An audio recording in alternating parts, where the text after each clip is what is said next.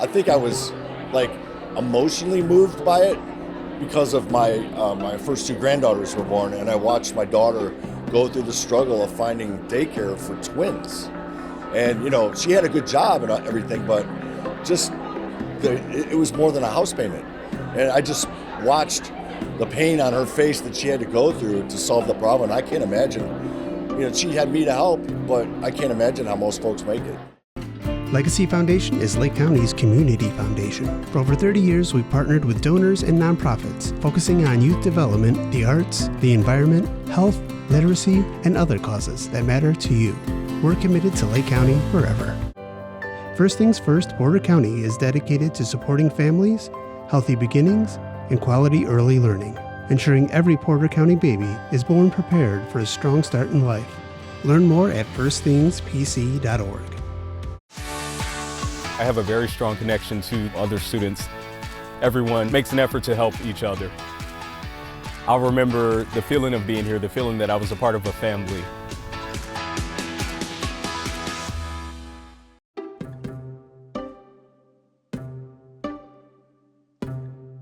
Additional support for Building Blocks is provided generously by Tom Sorlis and Sue Eleuterio, as well as Porter County Community Foundation, serving Porter County since 1996.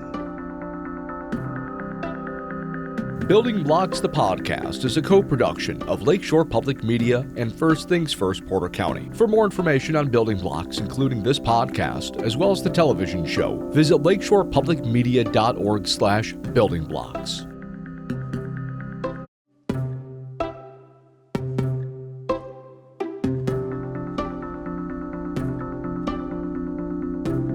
So tell me a little bit about what brings you to the Capitol today. First, talk about your organization and then what we're doing here at the Capitol.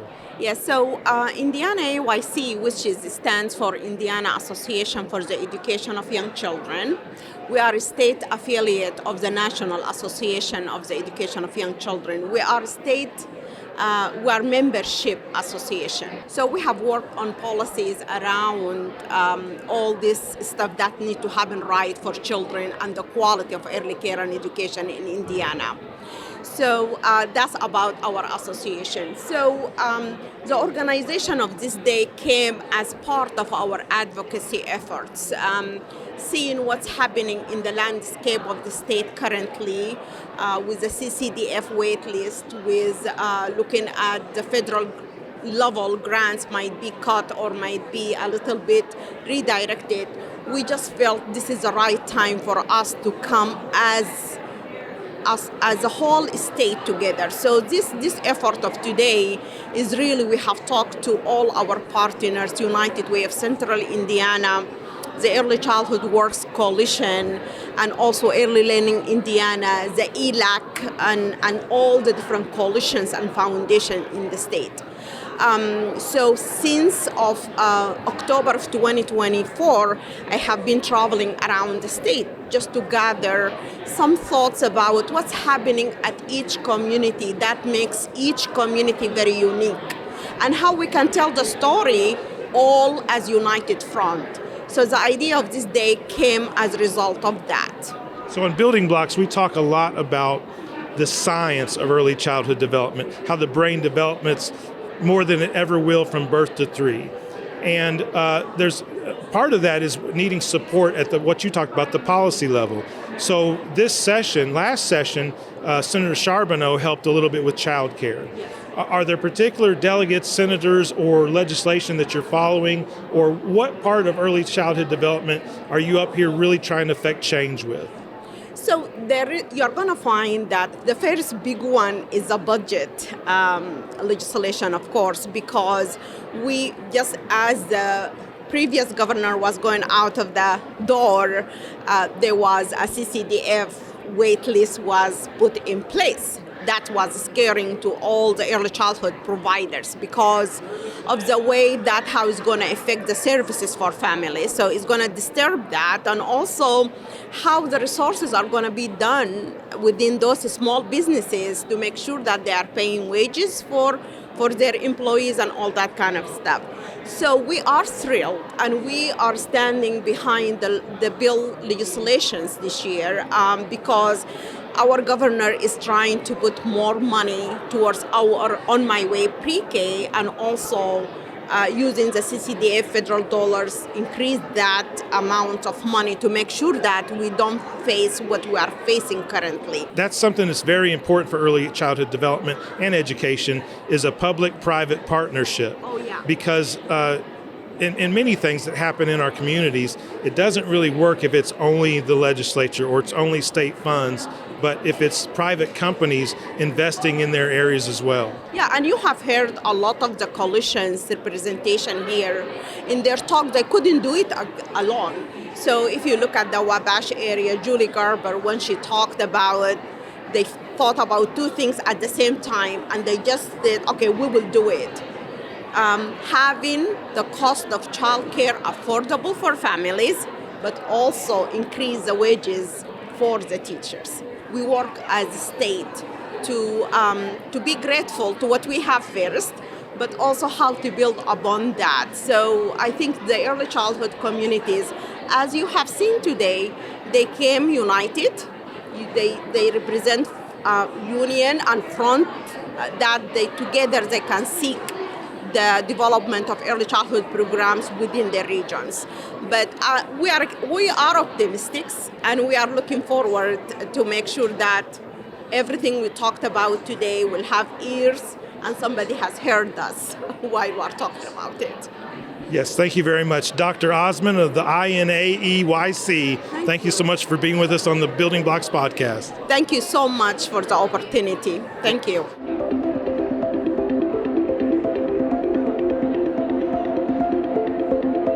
Mark Chamberlain's joining us with CAP Trust, and we're here to talk a little bit about what brought you to early childhood development. I've heard you tell stories before about your upbringing and your mother reading to you. Tell us a little bit about that. Well, I literally knew nothing about this topic 7 years ago, and Mary Jane Eisenhower got me involved initially, but I think I was emotionally moved by it because of my first two granddaughters were born, and I watched my daughter go through the struggle of finding daycare for twins. And, she had a good job and everything, but just it was more than a house payment. And I just watched the pain on her face that she had to go through to solve the problem. I can't imagine, she had me to help, but I can't imagine how most folks make it. So we've talked a little bit through the Strosacker. You and I are both fellows of that group, about the science of early childhood development, about the science of your brain developing. Tie that in with what you've learned, with what your family's gone through, about why it was important to you to be involved in this instance.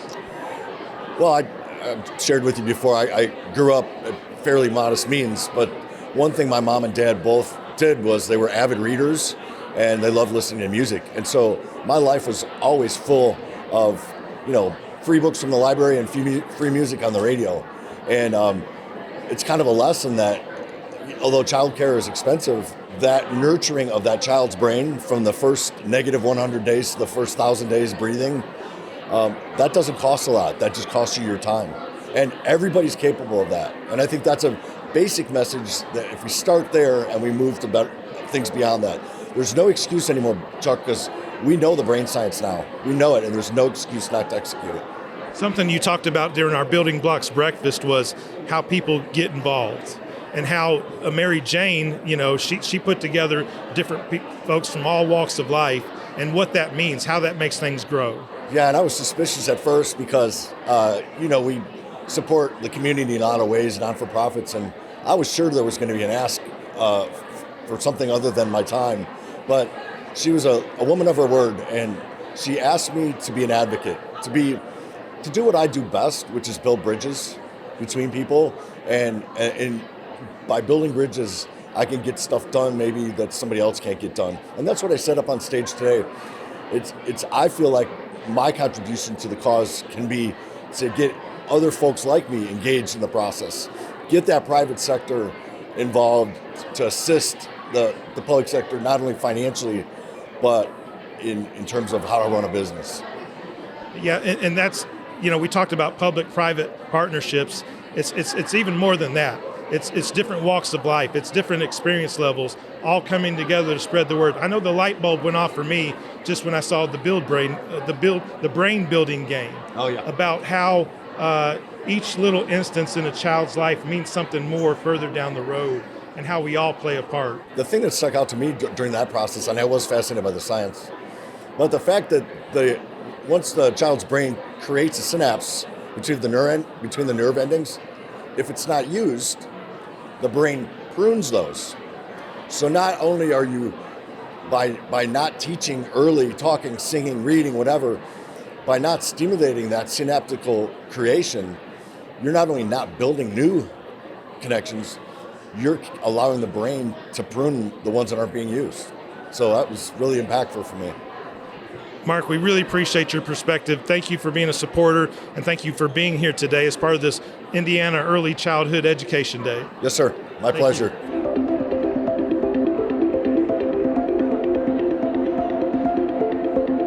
Talk a little bit about what brings you out, and are there any policies up here particular at the legislature that you're keeping an eye on? Yeah, so our organization has a long-standing involvement and interest in early childhood education and childcare more broadly. We were a key voice in the creation of the On My Way Pre-K program. We've been a stout supporter of childcare from 0 through school age. We just recognize how important childcare is to the appropriate functioning of our broader economy and society. Parents can't work, kids can't learn if they don't have safe places to go and healthy educational activities to do when they're there. And so we recognize the real interconnectedness between good family outcomes and things like early childhood education and childcare as being the building blocks of support for families in our community. From a policy perspective, we're really, really excited about what the governor has proposed in his budget. There would be enough money and money to spare to fully fund the Child Care Development Fund and On My Way Pre-K. So we would end the wait lists that had unfortunately been reinstituted late last year. We're very excited about Senate Bill 463, something that Senator Ed Charbonneau is authoring. He's been a real champion the last several years for this issue, someone who was an unlikely champion, but understands the interconnectedness between our state's economic future and the household futures all across our state. He knows how basic an infrastructure challenge it is to address and why it's so important. So his bill includes language that the governor has also championed, which is to create a new fund, a new funding source for local communities that want to be more proactive in addressing the child care shortages that they face and create more public-private partnerships. And the reality that we face, as we've heard today, many hands make light work, and we need all hands on deck for this effort.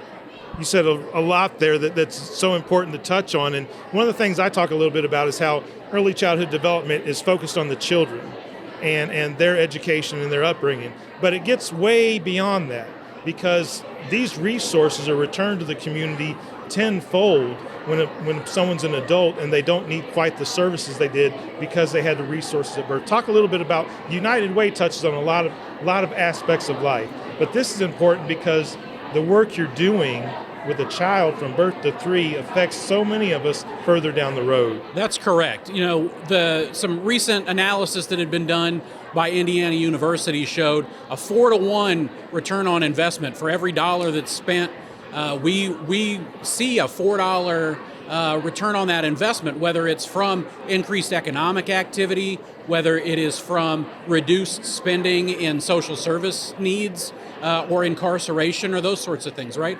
So those investments from an early age really do provide broader social benefits. It's not just the early development, the language development, the social emotional development that the kids experience. It really is about what it unlocks for the parents, the adults in that child's life, their ability to go back to school, to be in the workforce, to drive economic health for their household and for their community. So these kinds of investments are just critical for making everything else work in our society. And I think it's so important that different organizations like Lakeshore Public Media, like the United Way, like First Things First, see how important this is. And like you said, pull in the same direction. Many hands make work easier. That's right. And, this is work that so many people are touched by, right? This is not just something like, a small tax change or a really parochial interest like, changing a licensing rule for operating a business. This really does get at the heart and soul of who we are as people. It gets to the heart and soul of who we are as families and as communities. And so it was a beautiful thing to see today. Advocates, parents, caregivers, childcare providers, responsible corporate partners, the media, all coming together to really talk about, hey, this is an issue. This is maybe the dominant issue facing families today in Indiana. And here are some things that we can do to resolve it and make lives better for Hoosiers all over the state. Thank you so much for your time. Very well said. Thank you, Chuck.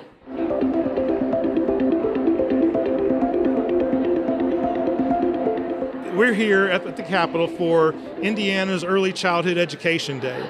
And there's a lot of energy in the room. Talk a little bit about your initiatives in early childhood development, and I'll get to both of you on that, and what's really going on with your organization to help out the people in the community.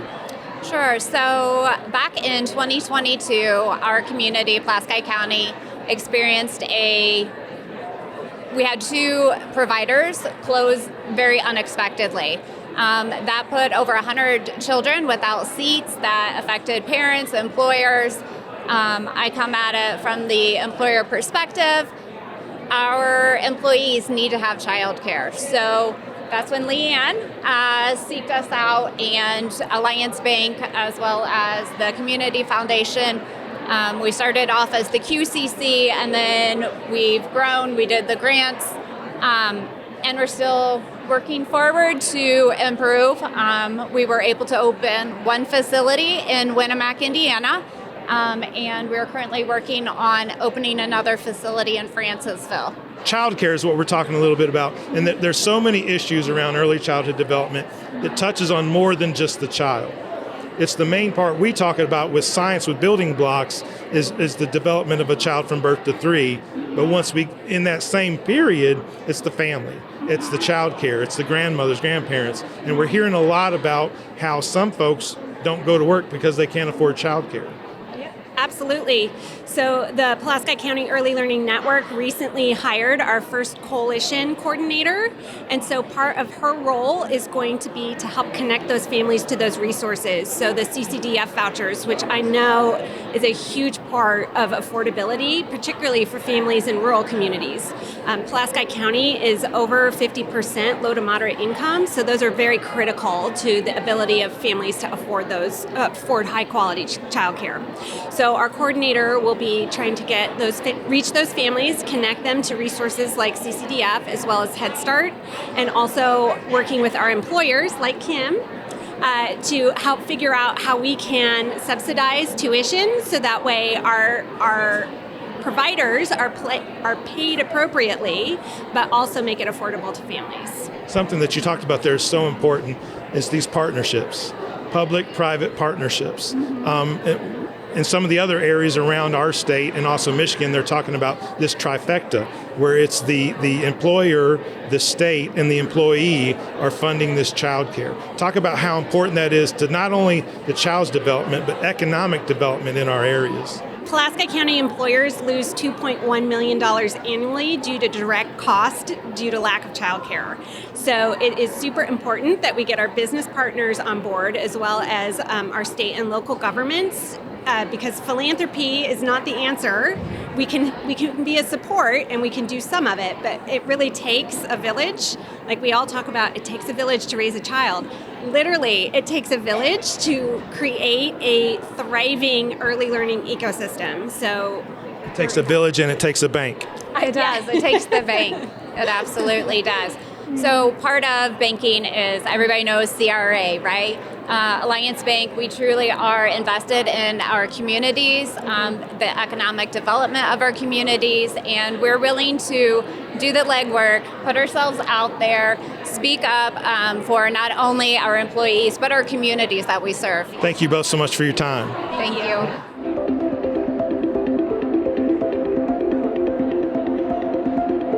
Tell us a little bit about why you're here today at Indiana's Early Childhood Education Day and what it means to your organization. Our funding mechanisms are very different. With just within 45 miles of a larger city like Valparaiso or Lafayette, we've put up donor dollars for childcare seats in our two counties, and philanthropy cannot fund this all by itself.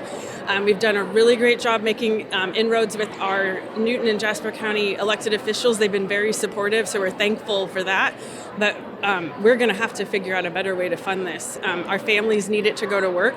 Our kindergarten teachers would love to have kids ready to learn, and we don't have these other buckets of money to pull that from. So we have to figure out a better way. So we've heard a couple about these trifecta programs that are going on, where it's the employer, the employee, and the state. So it's three folks with funding mechanisms. Talk about how that figures into what you're working on. There's certain parts of that model that might be helpful in our area, where the shared services for providers on the back end is a really big part of that model. We've got providers who need assistance with their bookkeeping and training and all those things that could really be helpful if that was more efficient for them. I'm not certain we have the business community to fund that third part. To be honest with you, we're going to have to really think about that in rural areas, what that looks like for us. I haven't sat down and thought about it, extensively, but I mean, Jasper Newton Foundation is the only funder in the two county area as far as philanthropy goes, and then we're down to county and township governments. There aren't other funds, and our work is ag. Our work is the land.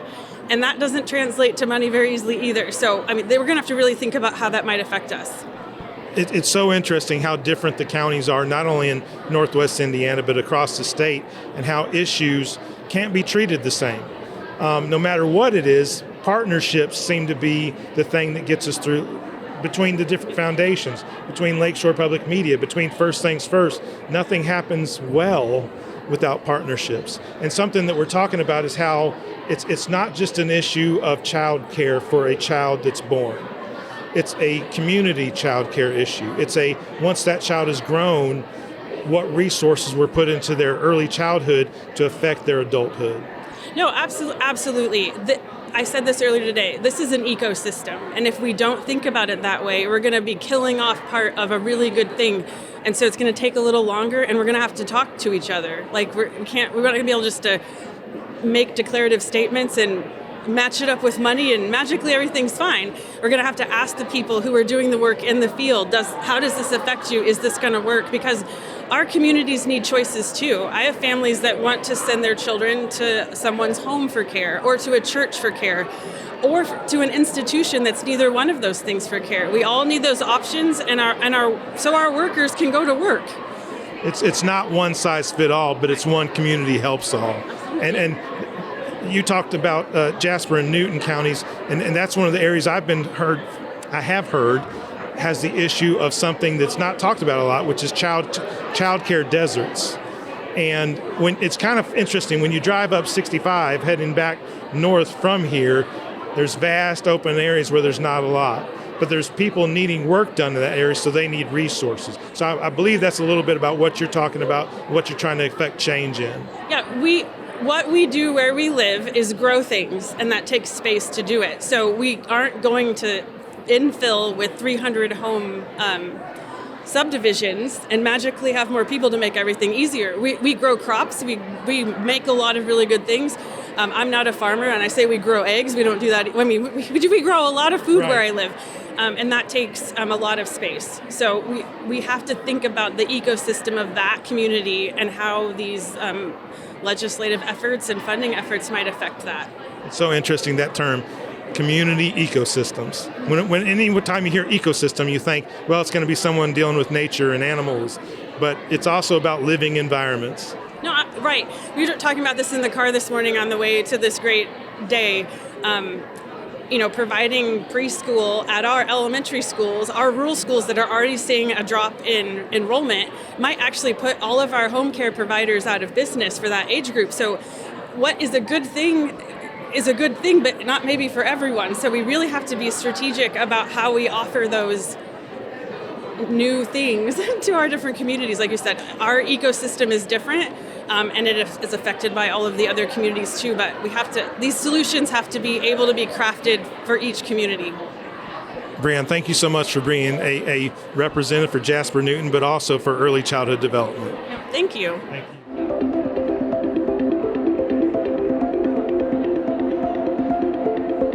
Joining us today on Building Blocks podcast once again is Senator Rodney Pohl. Thank you for being here, Senator. Thanks for having me. Thanks for coming down. This is where we work. Me and Senator Charbonneau. So thank you guys for coming in. Doing the work of the people. Oh yeah. It's it's hustle and bustle. I've been trying to get down here for probably about 20 minutes, and it's about every organization, and it's what it's like.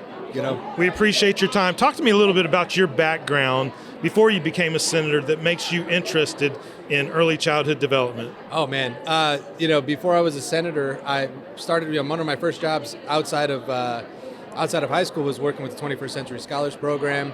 I used to do cadet teaching as a kid. My mom was a special education teacher, then an administrator. Now, she's been with the School City of Chicago for about, I want to say, before I was born. And so, that early childhood education was always like something that she had just kind of hammered, was like, how important this is, and how these developmental years are something that we're just continuously missing. And these programs are so huge, and back then those programs were in their infancy. So now, now that you've got such a larger movement on this, it's been huge, because you're starting to see folks from the wide variety of the political spectrum all around the state. They all get it. So for me, this is kind of like something that I had been seeing for years and years and years leading up to this. Now starting to see it come to fruition, and you're starting to see people come to the table. So you and I both went to the Strosacker Early Learning Fellowship together.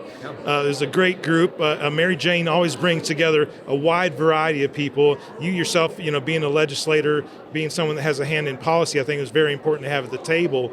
Talk a little bit about the changes in the last couple of years, about what you see up here at the legislature, the focus on early childhood development, and how it may not be in the purview of our education system at the moment, from kindergarten to graduation, but they see the need for those resources as well. Well, in the early learning, in the Strosacker Early Learning Foundation, one of the things that one of the lessons that we kind of learned was, how important it was for those early relationships to be built. So you had learning skills that were developed with adults, between kids and adults that they trusted. Then, take that like a step further, and we've been sitting here talking about how Indiana has really, really struggled academically for years, particularly on reading, and we've got these science of reading bills, and everybody's saying, well, third graders, we're not at the level that we need to, and it's like, well, take it a step further. Why aren't we doing good in third grade? Well, it's not because, second grade was too bad, or first grade. You have to go all the way back, and you have to see that, as a developed country, we're behind the ball as opposed to what these other countries are doing when they're, really investing in these early years, and how much more of an impact that has had on those third graders, on that third grade reading level that we're kind of setting that parameter at. So to me, it's just been a process of watching, okay, take it a step further. Why is that? Then why is that? And it all leads back to that. It all leads back to, the earlier that you're getting, you're investing in your future, the better off you're going to be. So it's so multifaceted, and we talked about what building blocks would be, and there's so many things that affect a child's life, that there's so many things that can be and has to be. And one of the other things going on is daycare, childcare deserts. And we're finding it's different counties have different issues, the rurality of a county, but there's similar issues that all need help up here at the legislature. Is there any bill or legislation that you're watching this session that really affect early childhood development?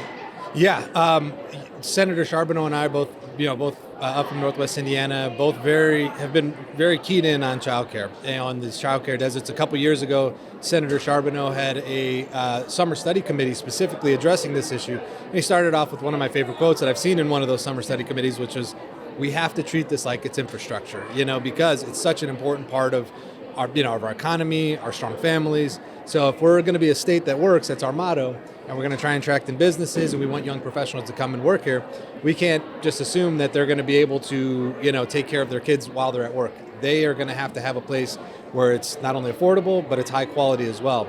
So Senate Bill 463 is it's the newest addition to what Senator Charbonneau and I and many, many, many others have been working on, which is continuously trying to find ways to incentivize childcare here in our state, which is a bill that we're hearing on Thursday in appropriations. So I can't wait. I'm very, very excited about moving this along and really kind of tackling this issue. I mean, this is one that, this isn't a political issue at all. This is purely moving us forward as a state. So You just touched on something a little bit earlier ago about the term infrastructure. Yeah.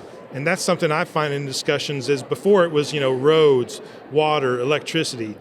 Infrastructure that brings economic development is so much different. It includes childcare, it includes bandwidth for Wi-Fi, it includes entertainment. Talk about how that is such a big, vast thing, but it's a necessary thing to bring people into the area. Well, absolutely. I mean, you can't assume a business is going to want to just plop out in the middle of the woods. They need the roads to get there. They need to know that there's going to be utilities that can serve them. It's the same thing for the people that work in that business. So, they need to know that if they're going to they're going to invest in Indiana and they're going to bring their livelihood here and this is where they're going to, live their lives, that they have good education, that they have childcare. That is just as much of a part of that. It's part of what's going to make the state better is that's what you're going to invest in. So for me, it's, when he said that, it's what I had always kind of envisioned, but to hear somebody that, not only that I serve with, that, somebody that's across the aisle, somebody that, that broke down any idea that, this is a discussion about, that's going to get political or anything. It's no, this is purely about doing what's right. So yeah, to me, it just made sense. Senator Rodney Pohl, thank you so much for joining us here on the Building Blocks podcast. Thank you, sir. Dude, thank you so much.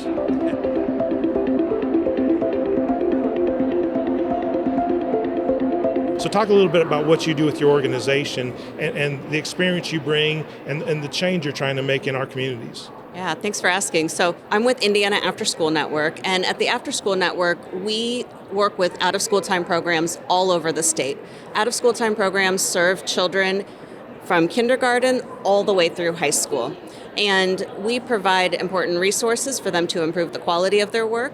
We provide advocacy to help educate people about the importance of the work. And we also do access work. So for every one child that's in an out-of-school time program, there are 3 more waiting to get in. And here in Indiana, that number increases in our rural areas to 4 children waiting to get in. So the need is there, but there's just not enough programs to serve the children.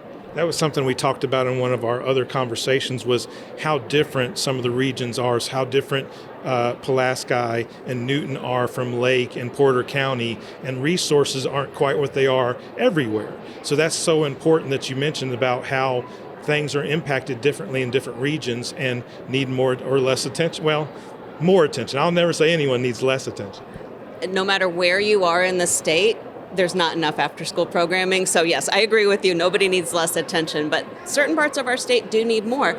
And that's a place that out-of-school time can really serve because different communities have different needs, as you said. And a high-quality out-of-school time program should be at the table and part of the community conversation because they can tailor their programming to help meet those needs. For example, earlier today I was talking with a great program called Girls on the Run, which is located in Highland, and another great program that does STEM-based programming, space programming and after-school programs. And so they can tailor their programs to meet needs of the community, whether that is we need kids to be getting out and getting more exercise to promote a healthy lifestyle. We have employers who would benefit from students being interested and inspired by science, technology, engineering, math.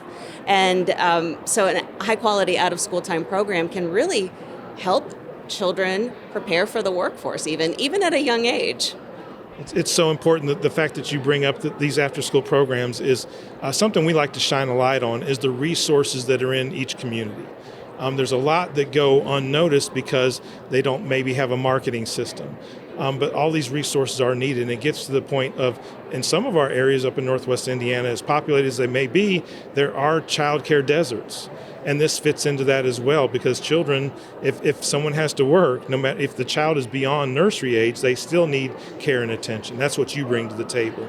Absolutely. And it's so important because a child is in school during the day, but what happens at 3 o'clock or 3:30? And for a working family, you cannot leave work at 3 o'clock to ensure your child has care in the afternoon. So a high quality out of school time program is so important to help parents stay at work. When I was a child, we might have ridden the bus home, taken our key and let ourselves in, but our world is different today, and it's just not safe for a 6-year-old, a 7-year-old, an 8-year-old to be home unsupervised. Additionally, it's a huge opportunity to continue the learning that happens during the school day.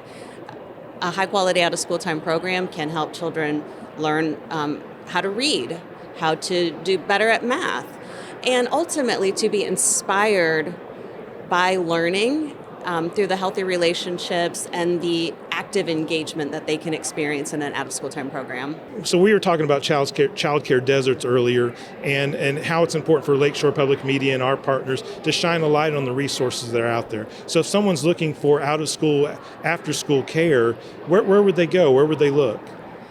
That's a great question. No matter where you are in the state, as we talked about earlier, it is hard to find a high-quality out-of-school time program. I always recommend that parents start with their school and ask the school whether there's a program on site. And if not, I recommend reaching out to a local YMCA, Boys and Girls Club, perhaps there's a church or a community center. But first and foremost, I think it's really important to learn the interests of your child. What does your child want to learn about? What excites them? Are they interested in a program that focuses on animals, a program that focuses on STEM, a program that focuses on art or music? And so there are so many different types of programs, and finding a program that really meets the interests of your child is what's going to inspire them to learn. So important, so interesting, great information. We thank you so much for being with us today, and best on all your endeavors. Thanks for the opportunity, Chuck.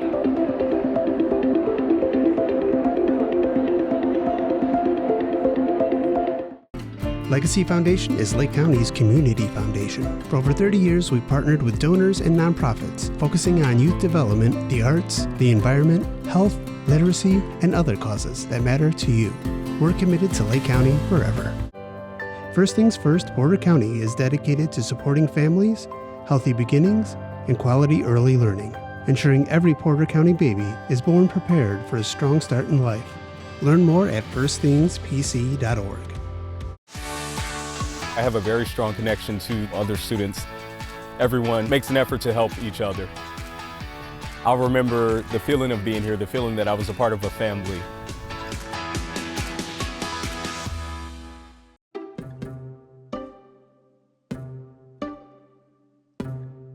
Additional support for Building Blocks is provided generously by Tom Sorlis and Sue Eleuterio, as well as Porter County Community Foundation, serving Porter County since 1996.